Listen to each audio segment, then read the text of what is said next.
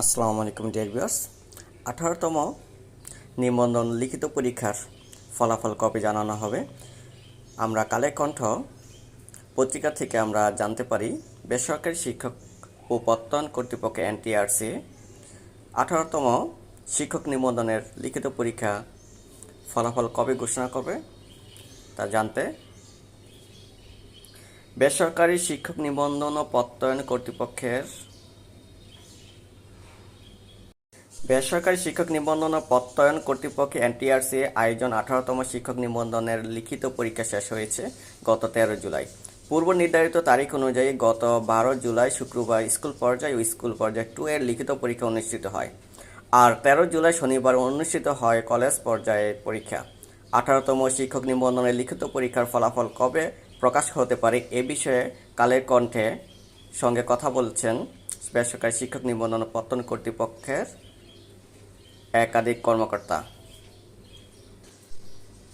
নাম প্রকাশে অনিচ্ছুক এক কর্মকর্তা জানান, লিখিত পরীক্ষা গ্রহণের তারিখ থেকে 2 মাসের মধ্যে ফলাফল প্রকাশের চিন্তা ছিল এনটিআরসি এর, কিন্তু দেশে চলমান পরিস্থিতির কারণে 18তম শিক্ষক নিবন্ধনের লিখিত পরীক্ষার 18তম শিক্ষক নিবন্ধনের লিখিত পরীক্ষার খাতা এখনও পরীক্ষকদের কাছে পৌঁছানো সম্ভব হয়নি। ফলে পরীক্ষা গ্রহণের তারিখ থেকে 2 মাসের মধ্যে ফলাফল প্রকাশ করা সম্ভব হচ্ছে না। আগামী অক্টোবর মাসের শুরুতে অথবা দ্বিতীয় সপ্তাহে 18তম নিবন্ধনের লিখিত পরীক্ষার ফল প্রকাশ করা হবে। এনটিআরসি এর সচিব ওবায়দুর রহমান বলেন, আমরা এই সপ্তাহের মধ্যে পরীক্ষার খাতাগুলো পরীক্ষকদের নিকট পাঠাবো। এরপর পরীক্ষকরা নির্ধারিত সময়ের মধ্যে খাতাগুলো মূল্যায়ন করে পাঠাবেন, তখন ফলাফল প্রকাশ করা হবে। এ প্রক্রিয়ায় আরও অন্তত 2 মাস সময় লাগবে।